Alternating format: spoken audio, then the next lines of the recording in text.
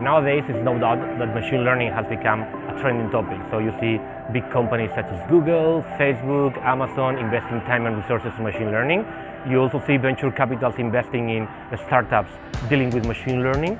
You also see media, journalists, even philosophers talking about machine learning. So in BCN Analytics, we have no other option but really focusing on the topic of machine learning. But that is such a broad topic that we decided to split it in a series of events. So in BCN Analytics, this is the episode 1 of machine learning. We will be organizing episode 2 and episode 3 to really cover the topic as it deserves.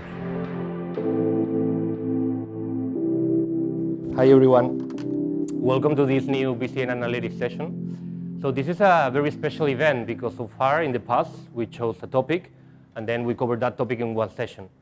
Now machine learning has become such a trending topic, I would say, that we thought we cannot cover it in one session, so that's why for the first time ever we are going to do a series of events on a topic, which is machine learning. So welcome to the machine. This is episode 1, just for you to know, so more to come in the coming weeks. So for those of you active in the social networks, okay, I have to do this one.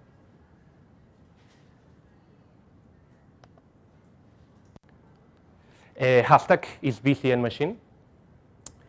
So, as said, machine learning is becoming probably a buzzword. You see big companies such as Google, Facebook, Amazon, Netflix really investing resources and time on this topic. That's very clear. Also, you see tons of money flowing from venture capitals in almost any random startup promising to disrupt an industry with machine learning. So that is happening, I think you all know. But also you see like the journalists, the media, everyone talking about machine learning. Even philosophers and sociologists are writing books about that, right? So it's no doubt that this machine learning is like a trending thing. And in fact, in this chart you could see it. So in the red color, you have interest over time of machine learning based on Google queries. So this is going really up. It's multiplying 4 times in the last 3 years, which is impressive. And then on the blue color, you have an old friend of all of us. I think you all know. It's called big data. Might sound familiar to some of you. And as you see, both topics are really getting there, right? So we're in this situation where machine learning is about to do a sorpaso on the big data in terms of interest. So if we take Google queries as a good proxy of the interest, that is really happening. But it's not only interest, it's in reality, companies across the world are really using machine learning in reality, in real cases. And today we have good speakers to talk about that.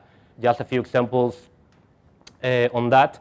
I like this quote from Bill Gates. That is from 10 years ago. So it's interesting to see that. And basically his thoughts were, hey, machine learning might be a breakthrough, and anyone doing that is going to create a 10 times a Microsoft, right? So that was his thinking 10 years ago. I think it's very important. And on that, also just for clarification, we are going to talk mainly about machine learning. I think there's we have this topic of artificial intelligence, so machine learning is going to be one of the areas within artificial intelligence. We are going to mainly focus on machine learning, but obviously we are going also to talk somehow to in terms of artificial intelligence, because machine learning at the end is part of the artificial intelligence. So it's interesting when we look at the topic. I said it's a trending topic, right? But many years ago, let's travel in time. Who knows who is this guy? Anyone knows? Oh? Another hint? Oh? Okay, his name is Arthur Lee Samuel. He used to work for IBM. And basically, they are saying that he coined the term machine learning. But beyond the term, what he did was really impressive. This is checkers, damas in Spanish, right? That game. So in 1959, he built a checkers playing program, a program who was playing alone and learning how to play checkers. That happened in 1959. That was, to some extent, machine learning, right, artificial intelligence. So after that, remember, many years ago, right? So machine learning, now we are talking about that, but this guy in IBM did this fantastic program. But then what happened? For different reasons, I would say machine learning and artificial intelligence in general started probably a long and cold winter, right? So for whatever reason. So let's keep traveling in time. This picture, I think some of you might know it. This is Garry Kasparov, right? This is 1997. Garry Kasparov at that time was the chess world champion and probably is one of the best players in the history. So at that time he was playing again Deep Blue. You may know this one from IBM. What is really, really cool about that is I remember those days, and at that point there was this feeling of, hey, we are human beings, so no countries anymore, no Russia versus United States. It's like we are supporting Kasparov because he's playing against the machine. At the end, you know the story. Deep Blue defeated Garry Kasparov. That was 1997, so another big milestone. Let's keep traveling in time. Jeopardy. You might know this one. This is a quiz in US TV. It's like an interesting contest because instead of asking questions and then participants need to bring the answers, it's the other way around. Basically, you say in the program, you bring answers, and then participants need to find out the question. So somehow complex game. So in 2011, what happened is our friends of IBM developed something you might know is Watson. Sounds familiar to some of you? And Watson, which was based in machine learning and natural language processing, among other techniques, was able to defeat best human participants in that game, which was intended to be really like kind of human, right? Another milestone. And then more recent, last year, I think you all know this one, Go, that famous game that is really like supposed to be really complex and very human. So AlphaGo from Google defeated this guy who was like at that time the best player, right? So different milestones, but just saying that machine learning has been here for a while is that in terms of like impact or in buzzwords in the media is growing, but that has been here for a while. Also, and that is more for the media probably, but even from a business perspective, we are seeing an increasing number of use cases. Image video recognition. In the marketing industry, you see a lot, personalized contents, bidding algorithms. Most of them are based on machine learning, right? So this is happening. Translations, medicines, almost anything, fraud, driverless cars. So many things are really using machine learning. So it seems like, hey, everyone is talking about that. We see already use cases happening, so that should be very easy, right? It's not really the case. What we are seeing is across the industry, some challenges. I think the first one is overpromising. This is going to be fast and easy, plug and play. Machine learning will solve everything. Yeah, if you do that, if you overpromise, believe me, we will face a second winter in this topic, right? Because it's not that easy. Those of you working in the topic, you know it's not just scam, plug and play. It's much more than that. Because you need to think about which are the resources you need. Capabilities, platforms, people. There's many things you need to take into account. And our speakers are going to cover that. But also, is this discussion, who should take the lead? Is data scientists taking the lead on this? Is engineers? Is business? Is an in-between? So that conversation is very important if an organization wants to really crack machine learning. Also some tips, not all company sectors are equal, right? So when a company is defining, let's do machine learning, it's very different if you're a retailer, if you are a bank, if you're in the banking industry, or if you are just an e-commerce player, right? Very different, so take that into account. Think before start, right? So a strategy in machine learning is always good to think what I want to accomplish, where do we want to go in the next months, and set the right expectations. So also more questions, and we are not going to cover all of them in today, but just coming across the different sessions, which is, okay, and what about the human beings, right? So probably you've read a lot of reports saying in 10, 20 years, most of the professions as we know it, human ones, will be replaced by machines. So it's tremendous impact of machine learning in terms of jobs, right? But also even in, will machines take control? You know, this dystopia, so this is the picture of HAL from Stanley Kubrick's movie, a great movie, by the way, Space Odyssey. So are we going to move in a world where machines will take control of everything? That is sort of thinking that we are seeing. Anyway, what we want to do in these sessions in BCN Analytics is really contribute to the debate, right? So this is an open discussion, and we want to foster that through the community. It's part of the goal of BCN Analytics. So in episode 1, 2, and 3, and the next ones, we want to cover all the different topics. So we have 2 great speakers today, but for the coming events, we are thinking about interesting people. So if you are interested either in becoming a speaker or you know anyone who could be a good speaker, we are happy to hear you, because we want really to bring people who could foster the debate. And also, it's fair to recognize that we are just taking advantage of this machine learning momentum to talk about it. But in Barcelona, there are already many good initiatives on this. So if you want to know, for instance, Group Study Machine Learning, that is behind that initiative is a good friend of us, Alex Ruiz. So I think they are doing cool things in this group. So just saying that in Barcelona, there are already several groups talking about machine learning. So the agenda for the rest of today, we have our panel with 2 fantastic speakers, José Antonio Rodriguez from BBVA and Alexandros Karatzoglou. I'm pronouncing right? No? It's okay. I think you are used to not getting the right. Yeah. So Alexandros from Telefonica.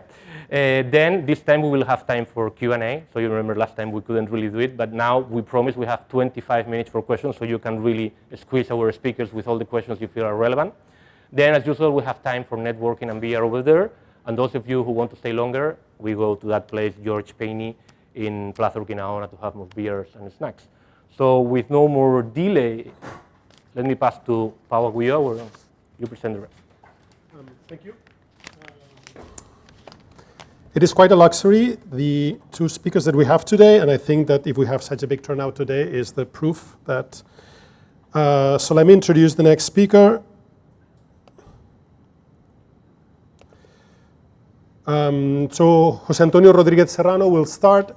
For those of you who don't know him, he's a PhD in computer science at Universitat Autònoma de Barcelona.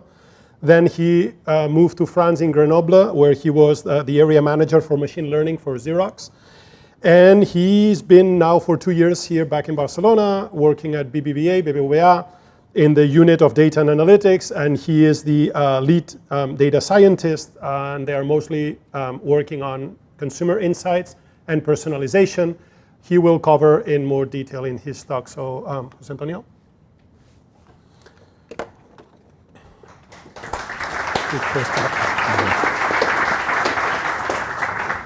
Okay, thank you very much. I hope you can hear me correctly. Thanks a lot to the organizers. It's a pleasure to be here in such a well-known event. So before, Manuel has asked whether machines will take control. So a manager of mine said once that, asked the same question, so will intelligent machines dominate the world? And his answer was, the truth is machines are really dumb and they already dominate the world. So maybe it's not that worrying, that, that question. So today I'm not going to talk about that. I'm going to talk about what I called design patterns for industrial machine learning. So I've been about 12 years applying machine learning to various fields and in research and industry, about 9 years with direct connection to industry. And I was obsessed about two things.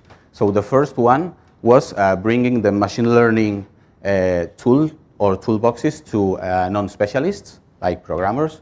And the second thing was, and maybe as a part of that, whether we could, let's say, identify recurrent situations in machine learning where we could, let's pack them up and use them as pills to solve certain problems, and whether solutions patterns emerge from that. So this is why I've made the analogy with design patterns in software engineering, although I'm not going to talk about software engineering here. So as Pau was introducing, I'm currently working at BBVA Data and Analytics. This is a spin-off of the BBVA Bank. We have an office here in Barcelona. I am in charge of leading a team who is building machine learning systems to actually personalize information to customers, give them more relevant advice than the typical banking statements. So basically, we add machine learning components to the public website or the public application so that users can see things, by categories, have predictions, and see descriptive statistics and things like that. And before that, I was at Xerox Research working on computer vision for transportation. So actually, I'm going to start with the same question that Manuel said at the beginning, and some of us might have felt that question. So, is machine learning a trendy buzzword? So when you look around, let's say that the answer, to put it in a polite way, is we are not free from buzzwords, okay? And here I'm just showing a few articles. All these articles have the same pattern, which is 5 things, asterisk, machine learning, asterisk, okay? So I'm sure there are many more articles with 6 things, 7 things, 8 things, and so on, okay? So that partially answers the question. So why I'm saying that, and I'm actually here making the same point as Manuel, over-promising. So every time I'm faced in a situation where I have to bring machine learning to a team who didn't use that before, I'm very careful about that. And one of the first things I do is explaining that machine learning is not a black box. So it's not a magical solution. I mean, it's not a tool that you just switch on and solves your problem, or is a piece of software that solves your use case. So all in all, it's not a viable, let's say, solution. And one-click machine learning doesn't exist, okay? So in contrast, machine learning, as we all know, is more a field of knowledge and a practice. So we could say, you cannot buy machine learning as a solution, but you could buy the talent and the knowledge about machine learning, okay? So, and actually, in this, let's say, mindset, over the years, I've tried also to ask myself, okay, from all this knowledge and practice or methodologies, is there some pieces that are recurrent and that we know when certain conditions are met, we can use a certain solution pattern to solve a certain situation using machine learning, okay? So I'm going to discuss a few of these examples here. Over the years, I've been documenting some of them, so if you would like to discuss about this, feel free to do so maybe at the end, but here in the 20 minutes, I'm just going to discuss three of them, okay? So the first one is what I say, what I call data-driven design or evaluation-driven design, okay? So I had a colleague at Xerox who said this: everybody talks about big data, I only see small data sets, okay? And I kind of agree with that. But when you think about that, why is this happening? So this typically happens because we try to apply, usually machine learning, we get a request from a business unit, and we apply it to an existing system on existing data, right?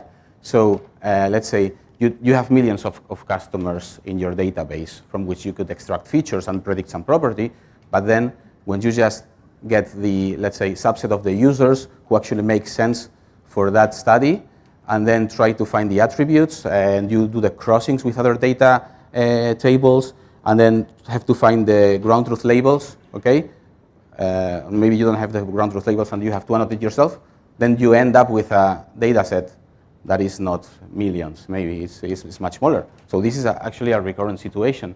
And it's very well summarized also by this tweet here, who says, if a clinician tells you he has 1 million scans, they actually have 100K, only 10K is in digital format, and only 1K has label, okay? I don't know if you have felt a similar situation, but it was my case several times. So as I said, the problem is we tend to use machine learning on existing systems, on legacy systems, and build incremental, let's say, components on top of existing systems. So one methodology I like is to actually think backwards and then go to the beginning and say, could I be data-driven by design, okay? So in other words, instead of designing my product incrementally, what would I change if I had to start from the beginning, okay? And usually a good strategy is to say, yes, I will create my solution in a way as if my goal was to collect as much training data as possible, okay? Let's leave this in standby, and I will give an example after that slide. This is also inspired by one article that talks actually about this precise, let's say, mindset, which is called the power of data network effects, which is linked here. Maybe later we can share the slides.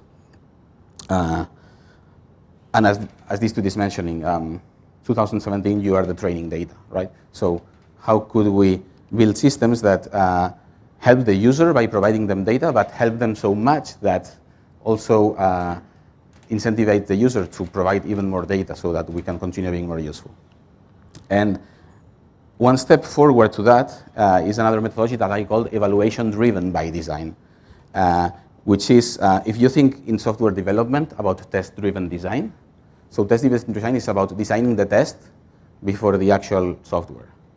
And here it's the same principle. So machine learning needs to be evaluated, and the evaluation metric is crucial for the success of the product. So here it's the same methodology. So I suggest, and I try to encourage that, you should design the evaluation, let's say, component before the actual machine learning component, okay? So the typical pipeline would be, you design the whole product that goes from the data sources, let's say, to your app, and that outputs, let's say, something that initially doesn't have machine learning, which is a, let's say, rule-based solution, for example. You design your evaluation component, and then on top of that, when the pipeline is ready, you can iterate and improve the machine learning component. Okay? So this is just two methodologies that I find useful to follow. In fact, many of you may have seen this. This is one of the products from BBVA Data and Analytics that got some press coverage in the past. It's called Commerce 360. So this is an example of a product that doesn't contain machine learning. It's just descriptive analytics. This is aimed at customers of BBVA who own a business, so they can see descriptive statistics about their customers. When they pay by card, they leave a digital footprint, so the owner of the business can see how much revenue in terms of payments and so on, right? So I've been working in, as I said, powering the app of BBVA with machine learning components. If I follow the principles of the past slide and I said, what would I change if I had to design this from scratch, right? So because we built incrementally on top of the existing website and app. So what would I change? So I would probably do the app for the customers as something that looks very similar to that, where I give the customers a lot of information, but then give a lot of opportunities for the customers to add tags, to add ratings, and to input a lot of information, so that then we can learn from that information.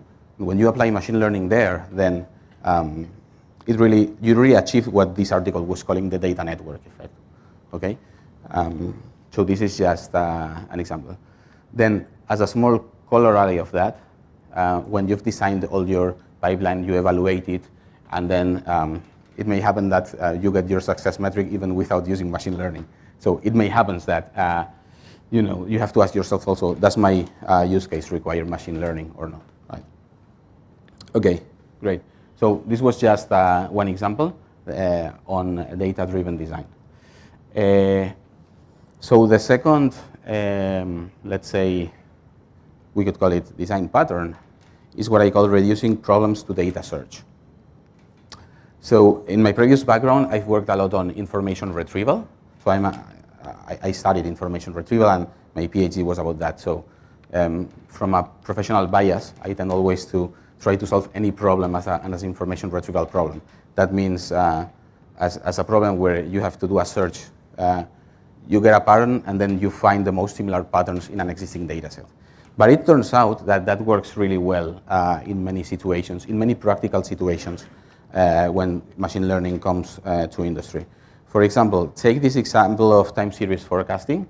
So you're given time series. This is a, let's say, sequence of values, and then you have to predict a certain property of this time series. A certain property meaning either the next value of the series, or let's say the category that the series belongs to, or any property.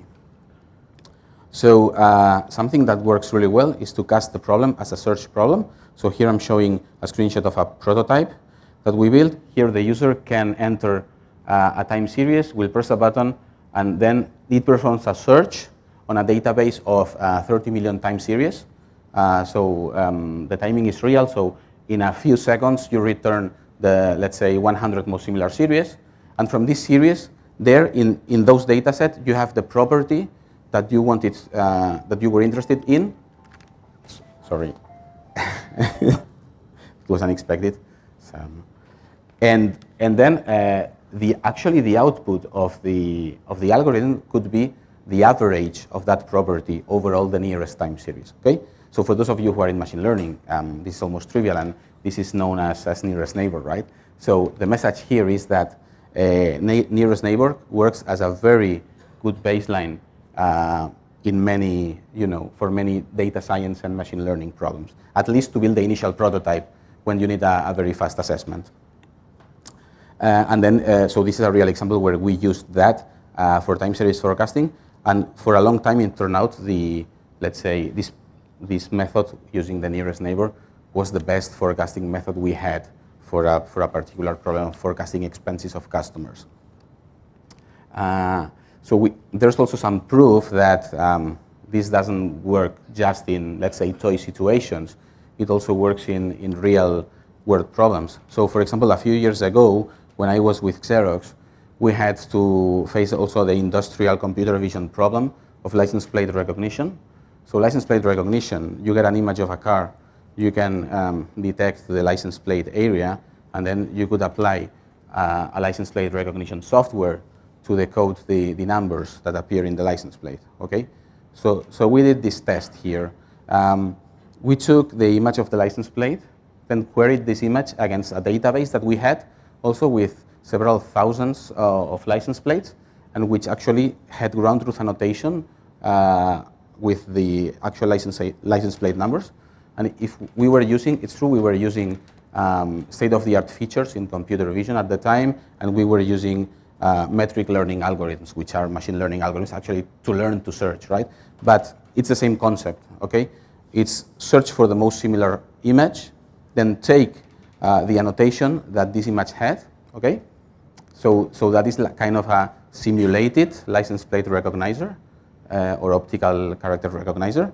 So it turned out so these are actually the curves of the system. So this is the accuracy curve of the license plate recognizer, of a commercial license plate recognizer, right? And this is two versions of the matching-based recognizer. So actually, this simple idea of finding the most similar image was outperforming a mature commercial license plate recognizer, which, by the way, costed about 1 million euros per year in licenses. So that works. We have also applied that to vehicle pose recognition later. Okay. So the message here is sometimes if you have data and you have, let's say, good attributes and a fast way to search, that is giving you already a very good solution for many, many, many problems. Okay. And I find this is scalable, this is general, this is simple to implement, so you can ask a programmer to implement it, and then it's very easy to maintain. So you should consider that as a let's say, initial solution. Right. This is regarding the data search thing, and then a third observation I wanted to make, or a third recurrent thing that I've been finding over all this time, is what I called, you have to work on decision scores, okay? So what happens in machine learning, typically, is you have a system, a machine learning system, you evaluate it. You typically evaluate it with mean accuracy over the whole test data set. Or if you have series, for example, you evaluate it using mean squared error over the whole data set. So that is good. So for instance, we were working on predicting expenses of customers. So how much do you spend in clothing, how much do you spend in gas bill, how much do you spend in water bill, right? And we were using a few methods. We benchmarked a few methods. We used a deep neural network. This was the best method. So when you say best method, this is the best method in terms of mean accuracy, okay? So then what happens when you put into production? So that mean accuracy is mean accuracy, right? So imagine if you have an error, or a mean error of 30% to 30% relative error, it means for some customers you may have 0% errors, but for others you may have 60% error, okay? So, which is a lot. And it's even worse because this distribution of errors tends to have a very long tail. So actually for your last percentile of customers, you have a ridiculous error rate, okay? And despite the mean error rate, despite the mean error rate is low, you cannot afford having this ridiculous error rate for the rest of the customers. So basically we have to do something about that. Then the machine learning literature doesn't talk a lot about this situation. This is what we found. So I found a couple of times when you apply a problem to industrial machine learning that you have to work a bit on how do you reject this last percentile of users which would have very bad predictions. Okay, so this is an example of a work we submitted we presented actually on an IPS workshop last year, where for this problem of predicting expenses, we evaluated several methods, but not for prediction. It's actually how to reject, let's say, non-confident predictions, which, let's say, for the app of BBVA is more useful sometimes than predicting correctly. Okay, and the anecdote here is that in the end, the method which worked best was to try to predict the error directly. So you have a system like the deep neural network that produces a prediction, then another system observes the prediction and the error, and is trained to predict the error of that first system, and that was working better in practice than a theoretically grounded method based on sampling using dropout, for example, which was also presented recently. So this is another lesson. Sometimes that happens, like, so in practice, you find simple solutions that work better than theoretically grounded solutions. I'm finishing there, but I could go on with those use cases. I'm maybe here summarizing other lessons learned. It is very important when you work, when you want to work in an organization where you bring in machine learning, to promote a culture of machine learning inside the organization, like with work groups, lectures, and so on, because everyone has to talk the same language. Also, you have to think, what is the productization process? So machine learning can work either in a way where you do a prototype and you transfer it, or in a you build it, you own it fashion. And both have pros and cons, but you have to think very well about these pros and cons and what they mean for your organization and for the type of organization that you want to be. I always like to say that, don't call it prediction when you mean propensity. So this is related to the overpromising part. So many people say, I can predict from a Twitter account if a user will buy that product.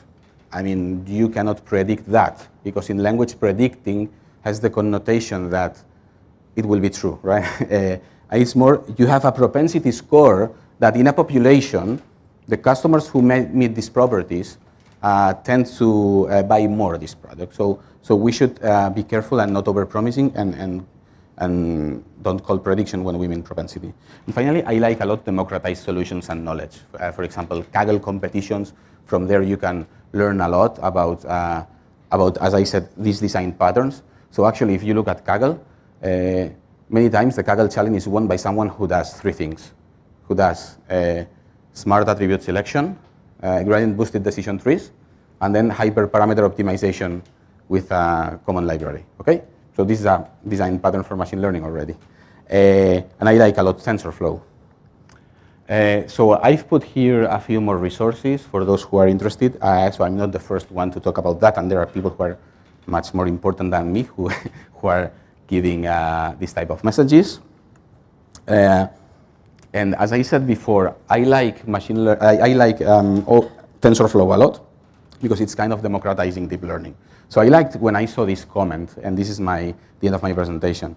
So there's this TensorFlow guy who says deep learning algorithms, even in raw TensorFlow, is easy to code up compared to OS kernels, compilers to the engines. We are a spoiled bunch. So what this guy is saying is, oh, we are doing advanced deep learning, but then it's just scripting. So we are just scripting. This is bad. And I think this is not bad. This is good because it gives more people access to deep learning and allows others to build on top of that, which is good news. And that's all. Thank you very much.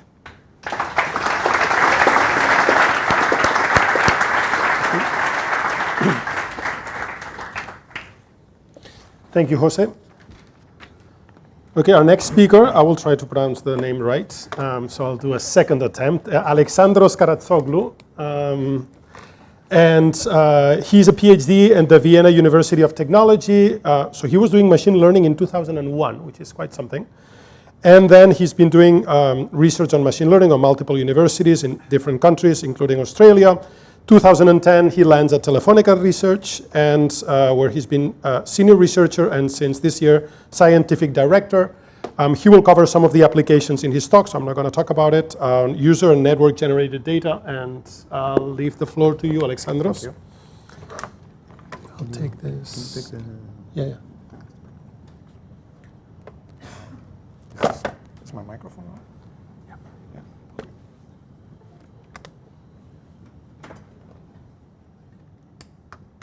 Do you want the slider? No.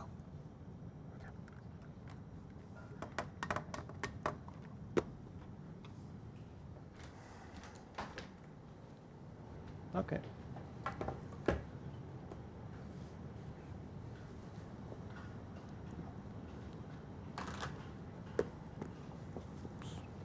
Okay. Okay, so thanks for the introduction. Just one comment about TensorFlow. PyTorch is better, okay?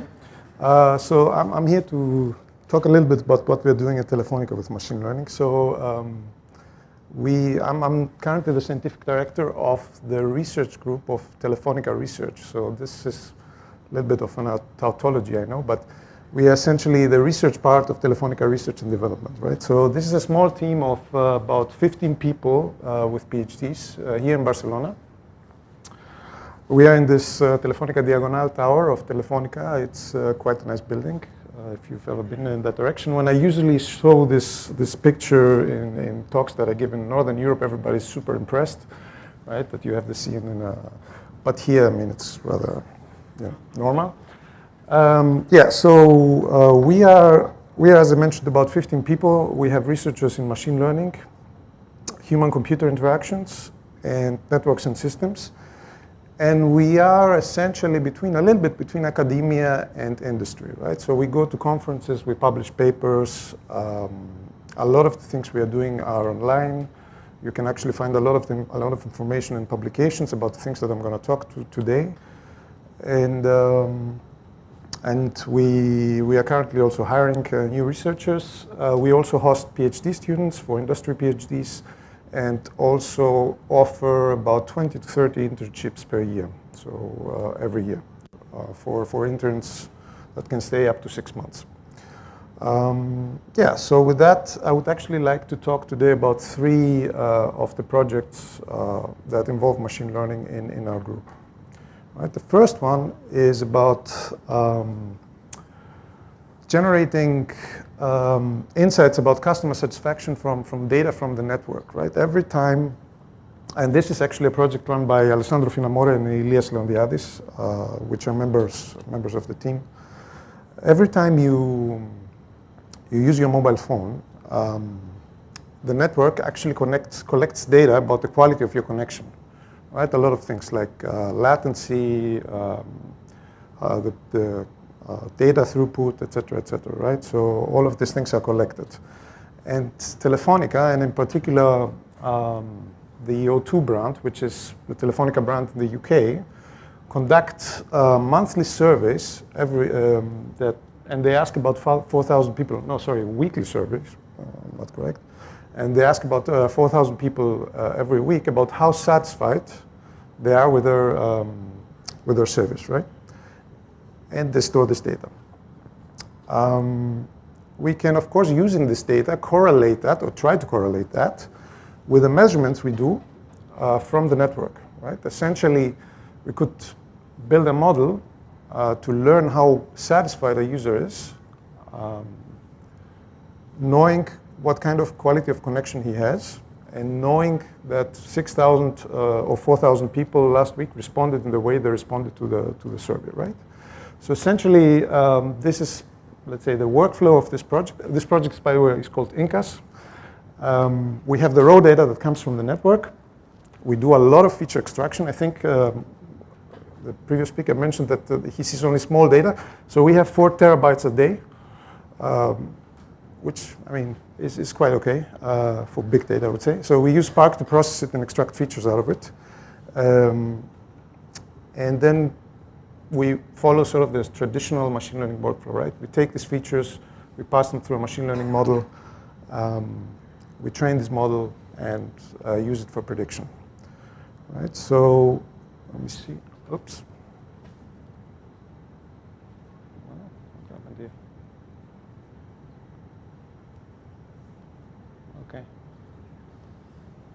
Okay. Yeah. So I can skip the slide, I think. Yeah. So we have this kind of features here, like time it takes to connect to the phone, how many bytes were transmitted, et cetera, et cetera. And these are 19 features, but this is not actually the whole story, right? So these are the 19 measurements we have about the quality of the connection of the user to his phones, right? But the reality is that we have this over a period of time, right? So we have to extract features in all 3 dimensions, right? From the data, from the user, and across time. And in the end, we essentially collect about 150 of these features. We pass them through a machine learning model. Surprise, surprise, XGBoost works the best. And this is more or less what we get, right? So the orange line is basically would be the performance of a random model, right? In the surveys, people usually reply with a 1 to 5 star scale about how satisfied they are with their service, right? If we only take the extremes of the replies, right? If we only build a model with people who are very dissatisfied or very satisfied with their service, we actually can predict these two extremes with pretty good accuracy, about 70%, right? If we try to actually predict the exact answer that a user will give to the survey, we are not that good, right? You can actually see the numbers here from 1 to 5. But we are pretty good when we actually bin users into two groups. Users that reply with 1 and 2s, and users that reply with 3, 4s, and 5s, right? And now you could say, okay, you're having a performance of 70%. Is that satisfactory? It is actually quite good, given that we only see the network performance, right? We cannot really tell how good their devices are performing, right? If their browser is not well configured, et cetera, right? So there's a lot of uncertainty and noise in this data, obviously, no? So having a machine learning model has, of course, other advantages, right? So we can actually go and see which of these features that we extract and we measure are important for the user perception of the quality of the network, and we can try to actually see if we can improve them, right? So this is basically what we get as feature importance out of this model. So this is basically one of the most, one of the core projects in the team.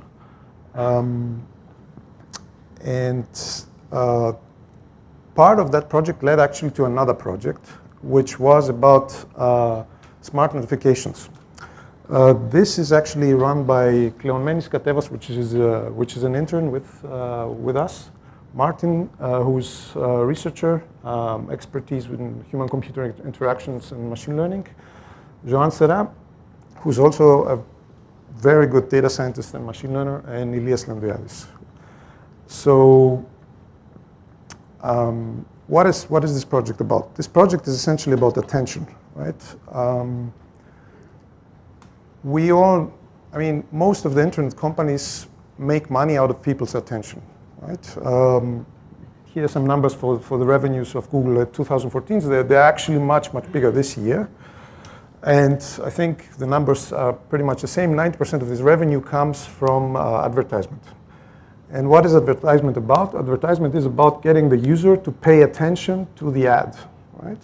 So, so the calculated value of the attention of the user, of one user per year, is about $160 here, right? This year is actually a little bit bigger. So per day, it's about $50, right? Your attention is worth $50 to Google per day. And one of the problems people have in their phones is that a lot of apps seek their attention, right? How do they seek their attention? They send notifications. I don't know if you installed. There's a famous airline app that sends a lot of notification. I won't mention it here, right? So, and people get annoyed, right? You know, you have your phone, it starts beeping, you think it's a message. No, it's an app asking for whatever, no? Actually, annoying notifications is probably the top reason for people deinstalling apps. So one of the things we are trying to do is solve this problem, right?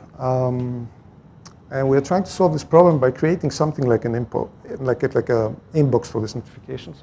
Jesus. Why does it connect here? Okay. And trying to find the right moment to actually present these notifications to the user, right? Not all notifications are equally important, right? If you get a WhatsApp message from your girlfriend, you should probably attend it. If you get something from airline, maybe it's not so urgent, right? So that's the idea. And we are looking for these moments, and one of the moments that is actually A good moment to check your notifications is probably a time when you're bored, when you're waiting for the train, when you're waiting at the bus station, when you're waiting for at the dentist and trying to get your mind off your visit at the dentist, right? So is there a way to actually find these moments, detect them with machine learning? It turns out it is, right? So if we look at the data that we can collect from the user, there's essentially two sources of data. One is from the network, and the other one is from the device itself. So we can actually try and build a model using these two sources of data of the user's attention. When is the right time to present these notifications to the user? No? And we can collect, if we have an app at the phone, right, and we assume at the moment we can collect data about the phone, right? The screen activity, location, battery drain, last time the user checked his notifications, et cetera, no? And we can actually try to extract data out of it and build a nice model and see if this model can tell us, given these measurements, if this is the right time to present a notification or not. No? And there are essentially two ways to follow here. One is we can follow the traditional sort of machine learning way and take all this data that we have from the accelerometers, et cetera, do the feature extraction, and push it through some XGBoost model, right? Some gradient boosted model, and try to get some kind of performance out of it. No?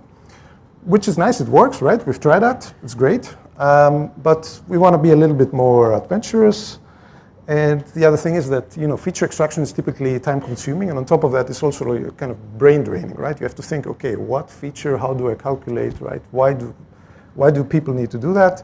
Actually, we have nowadays a nice new tool, which is called deep learning, and that can do actually the feature extraction for us. No? So you probably have learned about have heard about deep learning networks already. But the type of networks that we are using are recurrent neural networks, right? Why are we using recurrent neural networks? We have a sequence, we have a stream, we have a sequence of data, we have a sequence of measurements of sensors, et cetera, and recurrent neural networks are very good in modeling sequences of data, right? They have an internal state. The state gets updated with every new data point that we get. And through this state, we get some kind of prediction about whether it's now a good time to present a notification or not. No? And again, there are many architectures of recurrent neural networks. We use this one, so we have many inputs. And then at certain times, we query the recurrent neural networks as to whether it's a proper time to present a notification.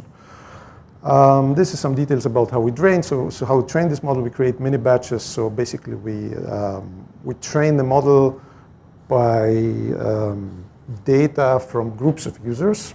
That's actually how you train these recurrent neural networks. And it turns out, if you use sort of a naive algorithm, you get a little bit better than random performance. And if you use the recurrent neural networks, you get about 70% accuracy. What is accuracy here? Accuracy is essentially a measure as to if you display a notification, will the user click on it in the next 10 minutes, right? And the uncompressed and compressed are two slightly different versions of the model. I'm not going to go into these details here, right? So we deployed this model actually on about, I don't remember the exact number, but I think there are about 20,000 users now that are using this application. And they're receiving notifications. And we see here that with this model, actually, users are more engaged, right? So this is the number of users who have neither clicked nor dismissed a notification in the last 10 days, right? And when we use the model, we actually can reduce this number, right? And this is actually a little bit more important. This is the fraction of users who have clicked on a notification that they received either through the system or not in 10 minutes. This is annoying. Okay, right? So this is the fraction of users that when receiving a notification through the system actually check it after 10 minutes. The smart line is the recurrent neural network is actually the yellow line. So you see that almost half of the people who receive the notification at the right time interact with it. While when they receive it at a random time, the fraction of users who interact with it is way, way lower, right? It's 23%. Okay, so this is one of the projects that is currently running, and we're still actually working on the model to improve it, et cetera, et cetera. So this, but we are quite happy with the results. The third sort of project that is also related is a project that is run by Carlos and Jordi. Carlos and Jordi, they are expert in signal processing and speech-to-text transcription and deep learning methods in the area of speech and signal processing. And they have been working on phone calls from call centers, right? I'm not sure if you have interacted with a telco, right? Let's say your fiber at home is broken and you need to call, the Movistar and ask them to send somebody to repair it. So you take your phone, you call, and then you talk to somebody, and then in the end of the call, often you get a survey. Somebody else calls you and asks you, were you satisfied with the service that you received, right? We actually have this data, right? We have the data we have the conversation in raw audio, and we have the fact, we have the results of the survey as well. So we know which users were satisfied and which were not, right? So we can actually process this data and create an automatic system that can find out, well, that's the aim at least, if after a conversation a customer will be satisfied with the service that you got, right? So this is the idea. And we are essentially using two types of data here. One is we are taking the raw audio and we transcribe it, right? We extract out of it the text, the conversation, in plain text. So this is one source of data, obviously. The other one is actually in the audio itself. We listen to the tone of the conversation. Was there any shouting? That's probably not good. Was there any laughing? That might have been good, et cetera, et cetera. So we have these two sort of sources of information. So a very simple way to create a prediction of satisfaction, right, is just to take the text, the transcription, and pass it through a classifier. No? This is probably the dumbest thing, or not the dumbest, the simplest thing you could do. No? And we actually do that. We actually do a little bit more advanced things. We take a embedding model, word-to-vec, and we train this word-to-vec model on a lot of Spanish text from open subtitles and other sources. And so we learn very good embeddings of Spanish words. And then using this embedding, we pass it through a classifier. Right? So this is already a little bit more advanced. So this is actually our baseline. And on top of that, we have also a number of what we call acoustic or prosodic features. And these features are essentially what I mentioned before, that they actually tell you how the tone of the conversation went. They don't look at the actual words, if it was loud, et cetera, et cetera. And in the end, we also have the survey data. So we have the replies of the users as to whether they were satisfied with the service they got or not. So using all this together, we actually use a deep network, a deep convolutional neural network, right? Where, let me give you this is the architecture, right? You have the embeddings, the word-to-vec embeddings at the bottom as input. Then you have 3 convolutional layers here, and dropout, et cetera, and the output layer in the end. So this is a little bit of a more clear view. So this is actually, let's say, an illustration of the word hola in a word-to-vec embedding. And here in the end, we actually concatenate the prosodic features, the acoustic features on top of that, right? So we have the convolutional, so annoying. We have the convolutional layer running over this word-to-vec features, right? And in the end, we have several of these convolutional layers. And in the end, we have a softmax that gives us a score of probability as to whether the user was satisfied or not, right? And apart from, getting a feeling as to whether a user will be satisfied with a service he gets or not, we can actually look also at what sentences or what words correlate very well, let's say, with user satisfaction, right? Or not, the other way, right? And you can see here that,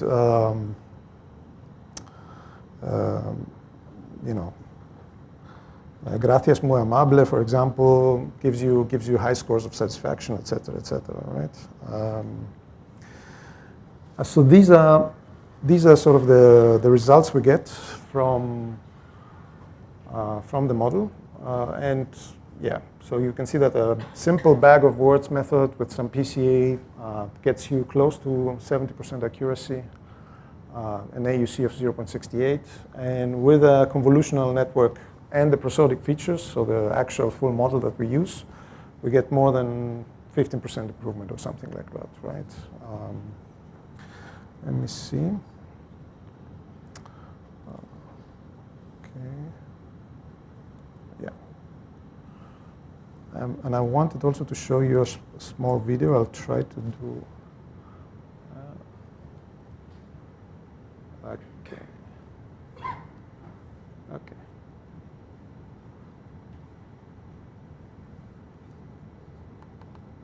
It's not going to play. Okay, it's not playing. It's essentially the embeddings of the words, and you can actually see how similar words embed in the same space. But I see. Oh, maybe now. No. Okay. Yeah. So it doesn't play. It's okay. So yeah, that's it then. Thank you.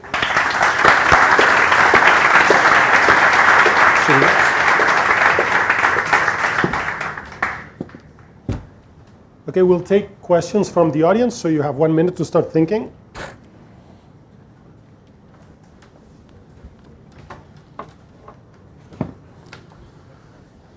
In the meanwhile, I have a question for each one of you. So I'll start with Alexandros. So, okay, I'm an economist. So economists worry a lot about causality, and for a lot of the applications that we're describing today, and for machine learning in general, sometimes causality will say, well, you know what? We don't care. Yes.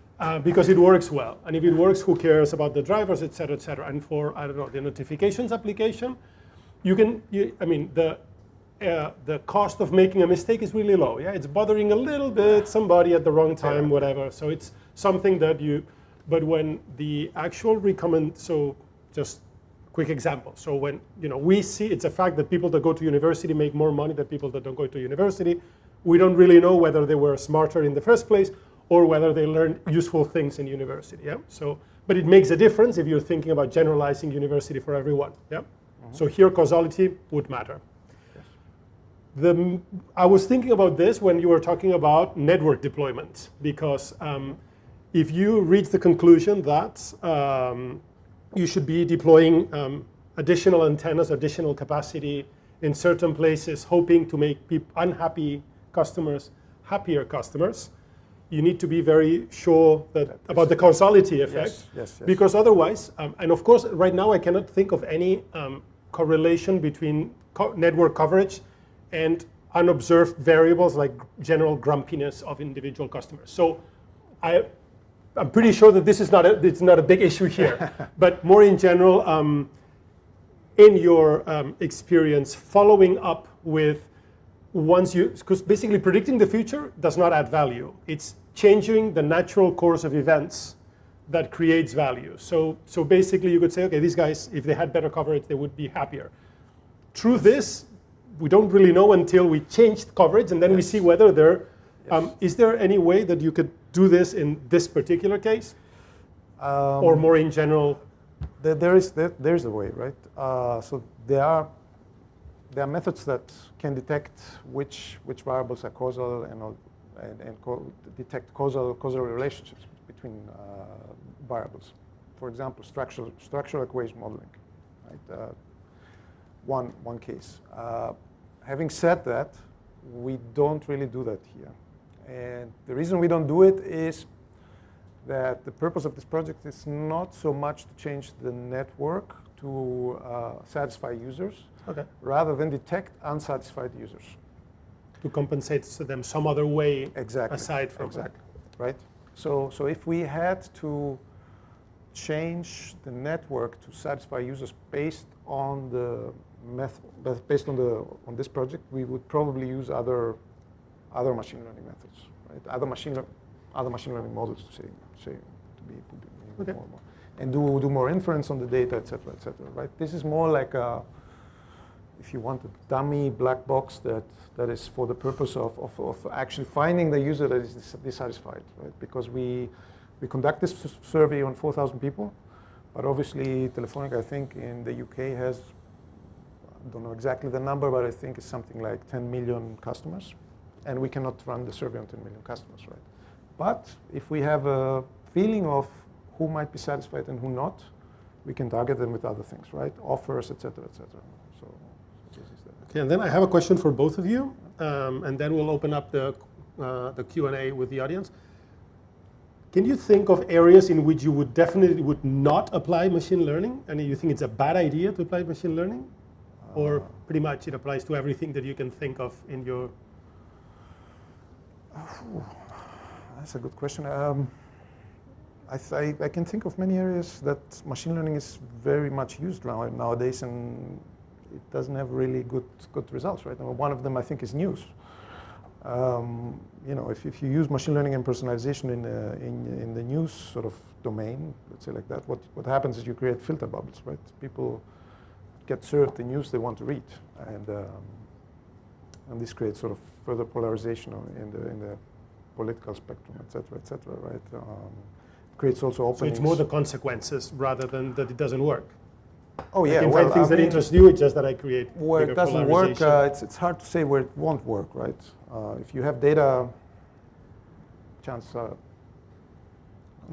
Sure, so I certainly agree with that, and I've myself observed when you use some tool where you try to personalize the news, you end up reading the same news all the time, and you don't like that typically. But maybe to come back to your original question, and so what I found more is areas where you would apply machine learning, and then you wouldn't necessarily find a value in applying machine learning, or you could have extracted value without adding machine learning. And so I think in areas of banking, you see many of those.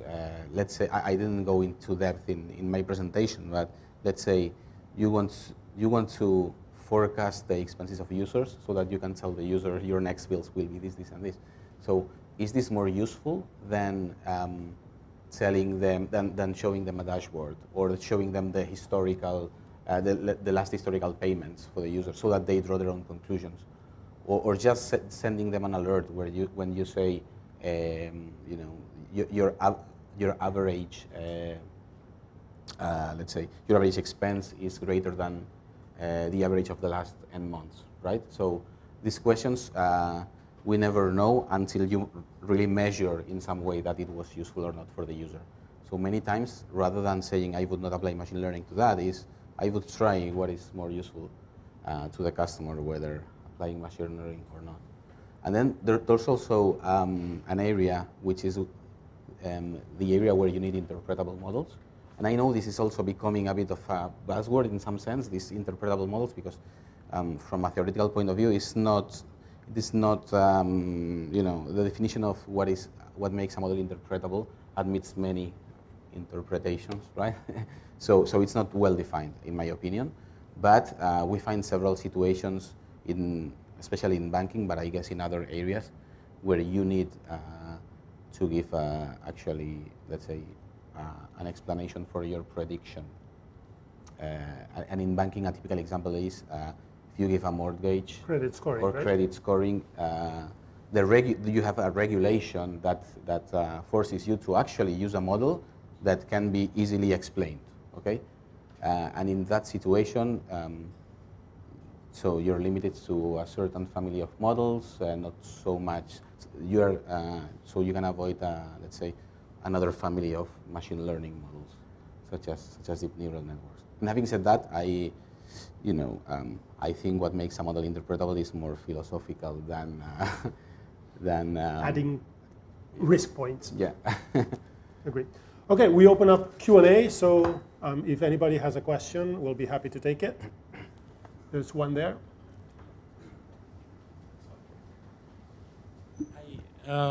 Thanks, both of you. They were both interesting. Please say your name and where you are. Sorry, I'm Luca. I'm data scientist in King in Barcelona. I have a question about the to Alexander, right? About the model for the push notification, because you showed that you see an increase in clicks through the app. Yeah. That doesn't actually tell you that then the player won't install the app. So I was wondering if you actually checked that or could prove that. Okay, maybe I wasn't clear. So this is not a click on the app itself, it's a click on the notification. Right? So yeah. It's not an. Yeah, we don't measure, let's say, if the notification tells you to install something, we don't measure if it was installed in the app or not. We don't measure the action after the notification. We just measure the interaction with the notification itself. Okay. That's right, yeah. Okay. Yeah. Thanks. More questions?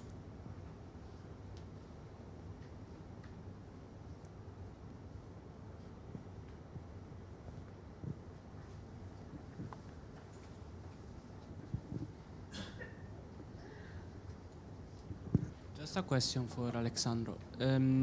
I've seen you have, in the first example, you are dealing with cross-sectional data over time. And then you feed an XGBoost. Yes. How do you treat the time series for feeding the XGBoost? So essentially, we mainly compute aggregates over time, right? So averages, medians, stuff like that, right? Quantiles, where the user belongs in certain quantiles, et cetera, et cetera.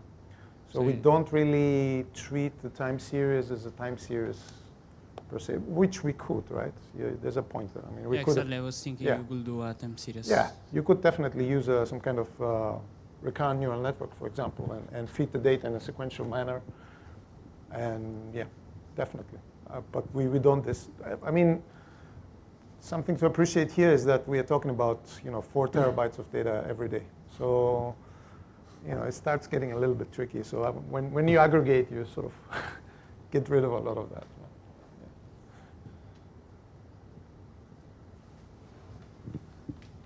More questions?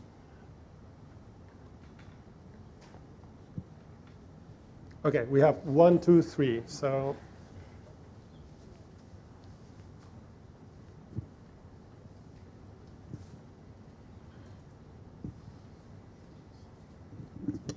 Hi, I'm Virginie. I'm working, I'm not an analyst, and my question is not like so technical. It's more related, you started the conference mentioning that there are lots of articles around machine learning, and not everything is true about what we read. Would you have any recommendation where we should go to find accurate information around machine learning? You mean technical information or news or? More in terms of news, not so much going into details of the techniques, but like if we want to know where we are, what are the next steps, what we can do today with machine learning, if you have any recommendation where we should go and look for those type of information.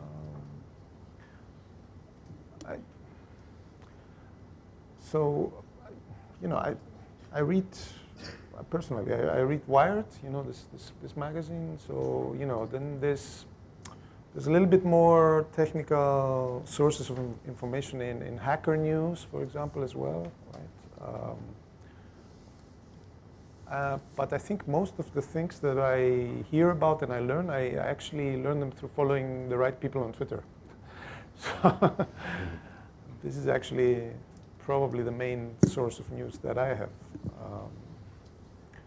So Yeah, I think that's probably a well-curated social media stream is probably one of the best sources of news you can have. But then you have to be a little bit careful about who you follow, right? So I don't know if you. So I would agree. So I think that if you go to a field, let's say if you go to a research field that you don't know, knowing who are the best players and who you can trust, let's say without knowing anything, it's a very difficult problem to solve, right? And then at the end, you have to trust either people you know or, if you know people who are specialists in the machine learning and who can recommend some of these. Then punctually, I like also Wired, also sometimes they also exaggerate a bit, but it's overall all right, I think. So I recently found an article by Andrew Ng where he explains to non-machine learning people what machine learning can do, and I think it's called What Machine Learning Can and Can't Do, and it's one of the, let's say, articles which is directed to business, but most truthful about machine learning, about the machine learning, and avoids over-promising. This is just one example. There could be many others. Okay, we have two more questions here. One was José Miguel. Hi, this is José Miguel Pulido from Promoforma. Just wanted to check on your experience of bringing the models into production. What has been your experience? It's like, especially, I don't know, talking with other parts of the organization to convince them to use it. How do you maintain them in production, especially given that most of the models presented are based on supervised learning, and then you need to collect level data and update the models over time? Thank you. So we follow several sort of, let's say, ways in bringing models into production. There's, I actually recognize myself in one of your slides where it's actually where we often build a prototype and we pass it to the team, right, that runs the service or the product. We did this. I would say we do this almost 50% of the time. And then the other one is we actually maintain the product ourselves. We maintain the service ourselves. This is the case in all of the projects I talked about today. Right? These are all maintained internally by our team. We are working on it. We are lucky that we got a lot of support for all of these projects. So we have dedicated hardware where we can install all these things, run our programs, collect the data, et cetera, et cetera. So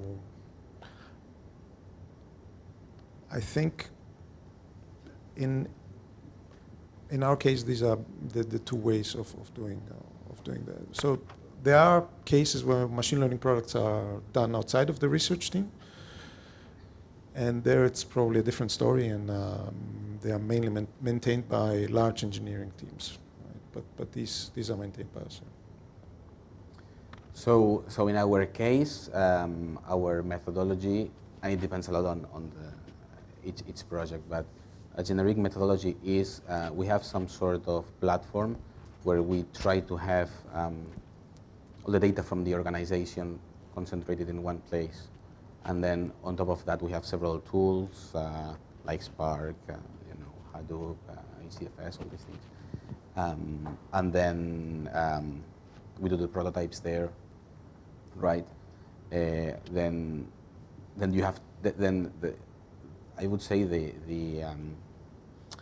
let's say characteristic thing about an organization like a bank is that it has a lot of legacy systems.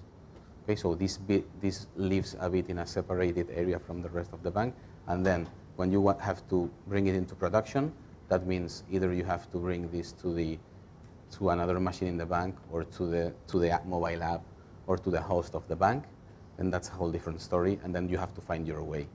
And of course, we get help from the rest of the organization of how can we get let's say the output of our systems above the glass, for example, in the app or to another place.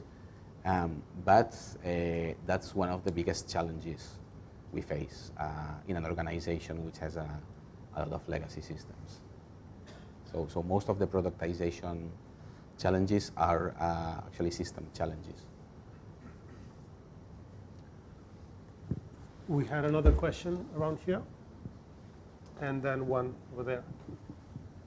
Hi, I'm Tim. I lead a team of data scientists in Schibsted. I think both of you have worked in a research type organization. Jose maybe more at Xerox than now. I'm not sure. And I think you can make the distinction between a kind of more research-based organization versus a more product-based organization, right? Yeah. So in the product-based organization, your machine learning experts are more integrated in a team. They have a lot of exposure to maybe problems that are appearing in the product. So my question to you is, in your organization, how do you get exposure to problems that need to be solved in the organization? And is there always a business validation when you start working on stuff, or are you actually pushed to be more blue sky and try to figure things out on yourself? Yeah, that's a good question. So in our case, I would say it's more like pull style. So we actually go and look for the problems, right? And the reason for that is that I think if you're running a product, if you're a business unit, right? Let's say in the UK, and you have all sorts of problems in your head, marketing, sales, etc., right? Machine learning doesn't even enter in your vocabulary. So we, let's say as experts, have to actually identify the problem, potential solution, and have to also convince, right, the business unit that this is something that will help them, etc., etc. So we have to do actually all the work, from finding the problem until the actual solution, and convincing all the people in between. And I think the last is the most difficult, right? You have to actually convince people to work a little bit for you. You have to tell them, oh, we need the data first, then you need to give us access, then etc., etc. So yes, that's really a challenge of, let's say, a research organization, right? It's a challenge, I would say, not only of a research organization. It's a challenge of any big company or old company that wants to integrate machine learning into their products. I mean, if you're not born with machine learning, right? If you're not Google, if you're not Facebook, if you're not, you're going to face resistance, right? You're going to hire a bunch of data scientists. If they don't go out and actively seek to solve problems and seek to integrate themselves into the company and seek to convince people and seek to be nice to people, it's not going to go anywhere. Right? This is definitely the case. Yeah. So in our case, currently, most of the problems we get are requests from other units.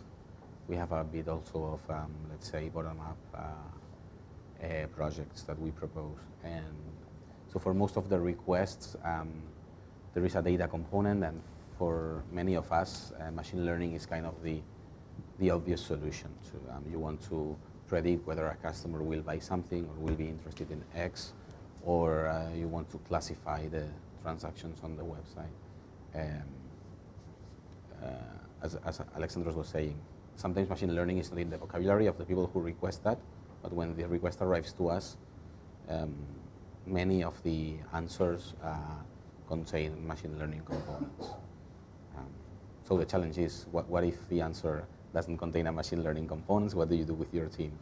Right? But yes, and at Xerox, as you said, was more a research-based organization, and there was a lot more of space for exploration, and there was a process internally at corporate level who was trying to match the outputs of research with the business needs. We have time for maybe one or two more questions. What's the question? Oh, yeah.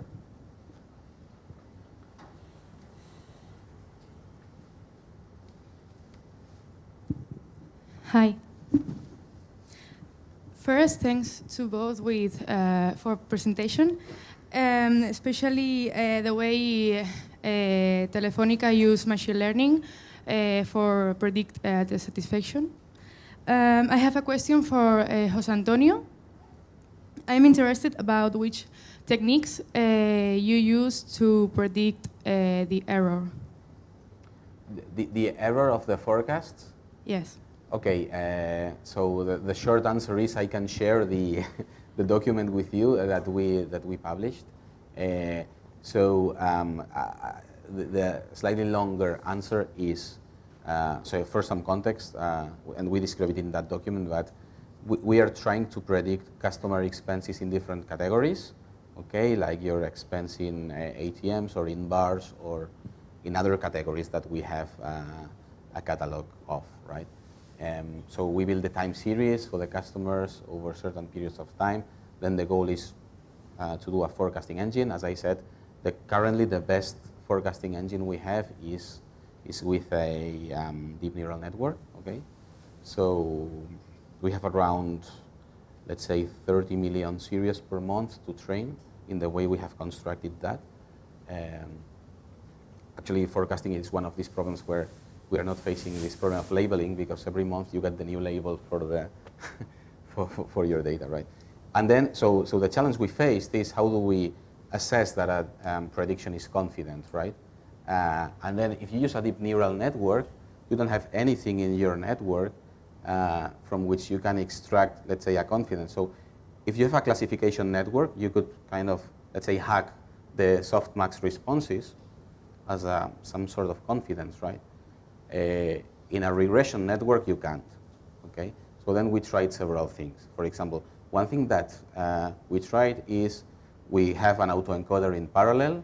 So the reconstruction error of the autoencoder is a not bad proxy of, of the confidence, okay? Something we tried also is that method of Galan-Garamani, where they generate, they sample several, they do more Monte Carlo sampling on the structure of the network, right? And that gives you naturally, let's say, a confidence distribution. We also tried, we found that, so if you understand the activations of the last layer as your feature embedding, actually, and you see, I like nearest neighbors a lot, so the distance to the next neighbor in that space is also a very good proxy for the uncertainty. And finally, as I said, this was very practical, and we almost tried that as a baseline, but we put basically a random forest in regression mode for actually trying to predict the error. So we first train the network, evaluate on a held out set, and then have a second system that learns to predict the error. And that was very practical, and for our problem and our data, that was the best solution we found. The downside is this is a kind of supervised, let's say, confidence measure, while everything else I've described is unsupervised. So that means you can, they are easier to get than this one. And this one is more difficult to maintain if you want to put it in production and so on. But this is more or less the story. We can share the document if you want. Okay, any other questions? We have one here.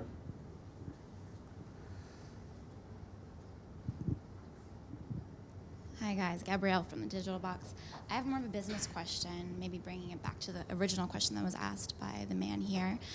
We discussed basically where machine learning isn't relevant and where you guys think it shouldn't go. Bridging off of this question, we talked about how machine learning is such a buzzword at the moment. And at the moment, companies are really jumping on the bandwagon, whether they're small companies or whether they're larger ones, trying to use that machine learning buzzword in order to gain the short-term gain in business revenue, maybe taking on a project that necessarily wouldn't have benefited their larger business strategy. That being said, I wanted to go ahead and ask you guys, when companies, large or small, are competing in the war of innovation, so to say, and keeping up with these buzzwords, my question is, how can a company take the first proper steps of going into a machine learning project? Is it first addressing the need, or is vision more important, or maybe the team, if you have a great team and you can build off of them? Company, big or small, how could they go about doing it? I think the key here is people. I've seen companies trying to do machine learning without having the right people in place, and obviously they even fail at starting.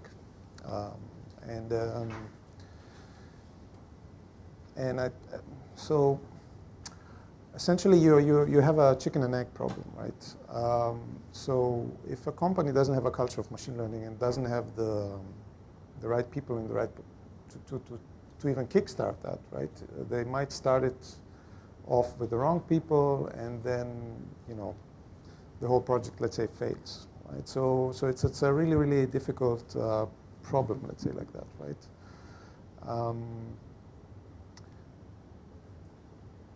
If you're just trying to jump into a bandwagon and just trying to hire some people in the area, you might not be able to sort of get something out of that, out of machine learning in the end. So yeah, I think the main ingredient is finding the right people and bootstrapping off from there. So actually, exactly the same. I would give exactly the same answer, and just to add a bit more, I have lived situations where, let's say, one of the managers in some organizations had machine learning technical knowledge, and then this changes everything. Yeah. Okay, I'll do the last question. Okay, we are at BCN Analytics. We've discussed about analytics so far. Let's worry about the BCN part. You both work for companies that are based in Madrid, headquarters in Madrid, but they have research part in Barcelona. Why do you think that your organizations decided to set up this research part in Barcelona? So in our case, it was talent.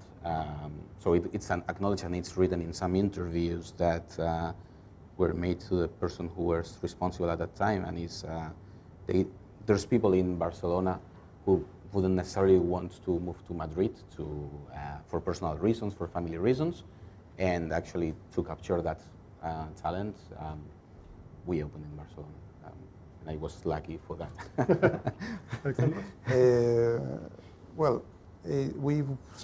Telefonica found out, even before I came, that it's much more easier to attract international talent to Barcelona rather than Madrid.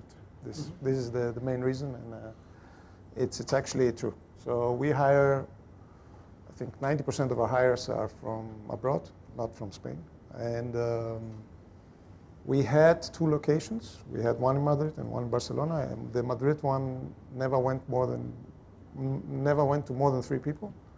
And the one in Barcelona is currently at 15, 16, so it's much more easy to convince people to come to Barcelona rather than Madrid.